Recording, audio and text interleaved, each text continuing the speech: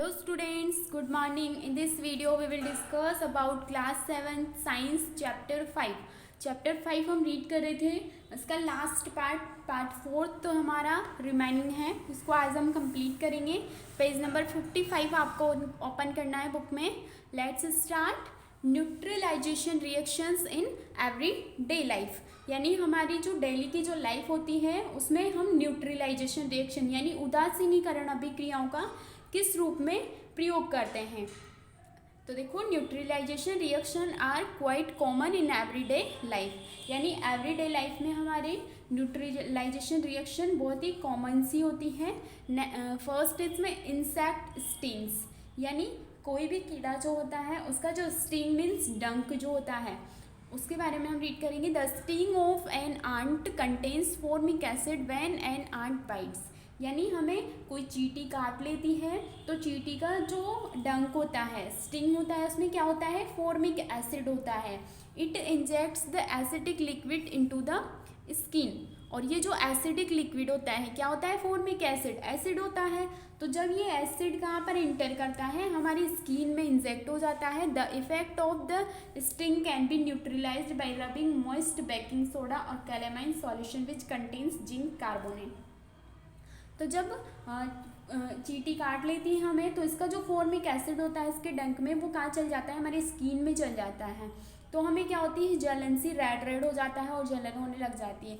तब क्या होता है, इसको न्यूट्रलाइज करने के लिए, यानी जो एसिड है इसको न्यूट्रलाइज करने के लिए जब हम हमारे जो बेकिंग सोडा होता है उसको क्या करते हैं, मॉइस्ट स्किन में क्या करते हैं, रब करते हैं यानी रगड़ते हैं जहाँ पर चींटी ने काटा है। या फिर कैलेमाइन सॉल्यूशन आता है उसको भी हम उस पर स्किन पर रब कर सकते हैं, जो किससे बना होता है, जिंक कार्बोनेट से बने होते हैं। नेक्स्ट है एसिडिटी, अम्लता।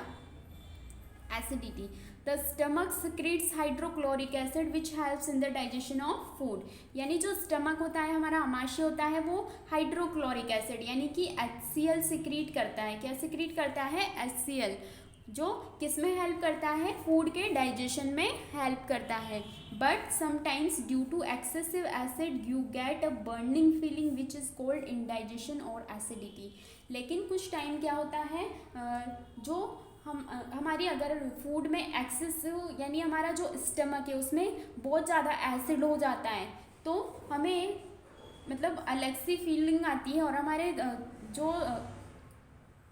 हमारा जो स्टमक होता है उसमें क्या हो जाती है, एसिडिटी हो जाती है, हमें क्या हो जाता है, इंडाइजेशन या फिर एसिडिटी हो जाती है, यानी कि अम्लता हो जाती है। इन ऑर्डर टू एसिडिटी क्यों हो रही है, क्योंकि हमारे स्टमक में एसिड क्या हो रहा है, बहुत ही ज़्यादा एक्सेसिव क्वांटिटी में है।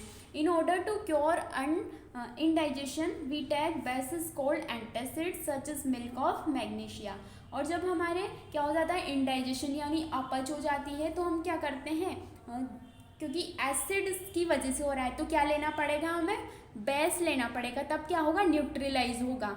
तो हम क्या लेते हैं, बेस लेते हैं, जैसे कि एंटासिड्स यानी एसिड का एंटी, ठीक है।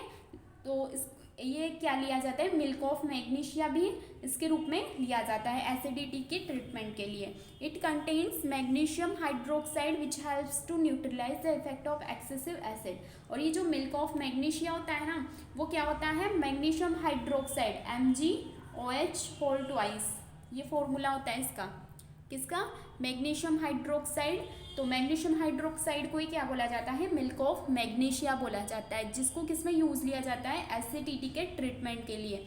क्योंकि ये जो बेस होता है ये क्या करता है, जो एसिड है हमारे स्टमक में एक्सेसिव एसिड है उसको क्या कर देता है, न्यूट्रलाइज कर देता है, यानी उसके इफेक्ट को क्या कर देता है, न्यूट्रलाइज या कम कर देता है।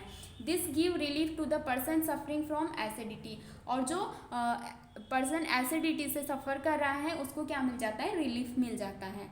Next, treating waste from factories, यानी जो फैक्ट्रीज से वेस्टेज निकलते हैं उनको किस तरह से ट्रीट किया जाता है।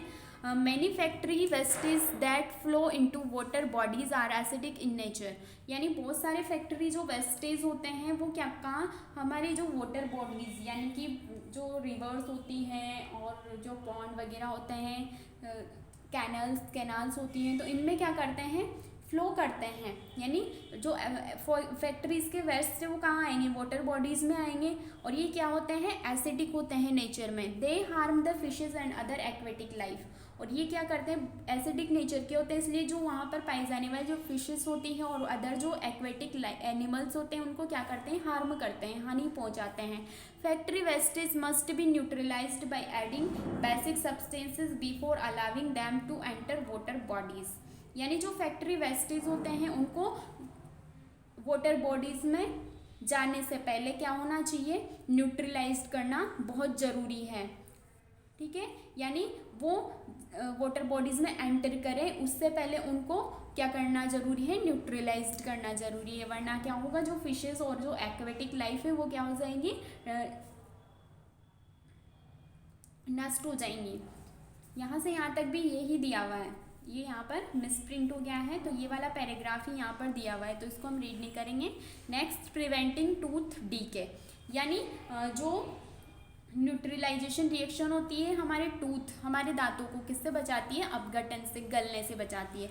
When you brush your teeth using toothpaste which contains basis any kind of acid present in the mouth और टीथ कैविटीज इज न्यूट्रलाइज, यानी जब हम ब्रश करते हैं हमारे टीथ को तो क्या यूज़ करते हैं, टूथपेस्ट यूज़ करते हैं, और टूथपेस्ट में जो कंटेन होता है वो क्या होता है, बेस, यानी उसमें क्षार पाया जाता है, और हमारे जो हमारा मुंह या हमारे टीथ जो होते हैं उसमें क्या होता है, एसिड प्रेजेंट होता है, क्योंकि हम जो फूड लेते हैं उसकी वजह से क्या बन जाता है, हमारे माउथ या टीथ में एसिड बन जाता है। तो जो टूथपेस्ट में बेस होता है वो किसको न्यूट्रलाइज कर देता है, एसिड को न्यूट्रलाइज कर देता है, और इसलिए जो कैविटीज़ होती हैं हमारे माउथ के अंदर वो क्या हो जाती हैं, टीथ में जो कैविटीज़ होती है वो न्यूट्रलाइज्ड हो जाती है, उदासीन हो जाती है। This help in preventing tooth decay, और ये हमें किससे बचाती है, हमारे टूथ के डीके यानी अपघटन से बचाती है। Next, turn the page.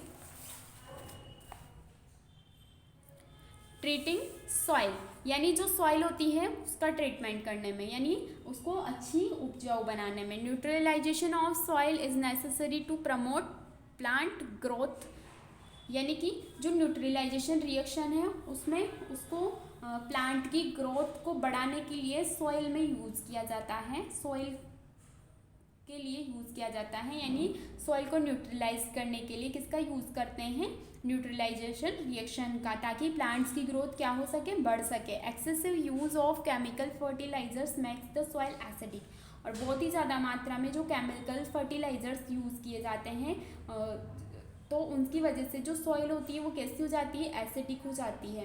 When the soil is too acidic, और जब बहुत ज़्यादा एसिडिक हो जाती है soil, it is treated with bases such as quick lime calcium oxide और स्लैग्ड लाइम कैल्शियम हाइड्रोक्साइड, और जब बहुत ही ज़्यादा मात्रा में सॉइल क्या हो जाती है, एसिडिक हो जाती है, तो उसको ट्रीटमेंट किया जाता है किससे, बेस यानी क्षार से। तो क्षार के रूप में क्या यूज़ किया जाता है, क्विक लाइम यानी बिना बुझा चूना जिसको बोलते हैं कैल्शियम ऑक्साइड, और स्लैग्ड लाइम यानी चूना पत्थर तो इसको बोलते हैं कैल्शियम हाइड्रोक्साइड।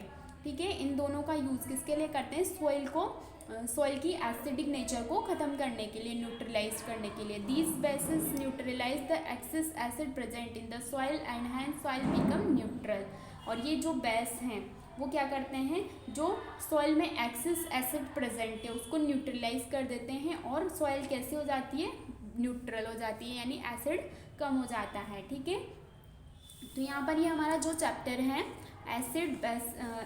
एसिड बेसिस और सॉल्ट्स, तो यहाँ पर हमारा ये चैप्टर कंप्लीट हो जाता है। इसमें हमने क्या क्या रीड किया तो एक बार हम वापस से रिवाइज कर लेते हैं।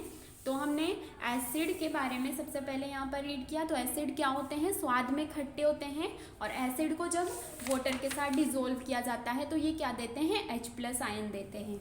और उसके बाद हमने एसिड का क्लासिफिकेशन किया 2 टाइप्स में, mineral acid and organic acids.